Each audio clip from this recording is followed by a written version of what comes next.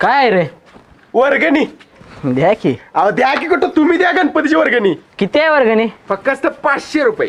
500 का 1000 घे. 1000. ए माझी 2000ची पावती कर. 2000. ए माझी 6000ची कर. 6000. माझी 15000ची कर. ए माझी 20000 कर.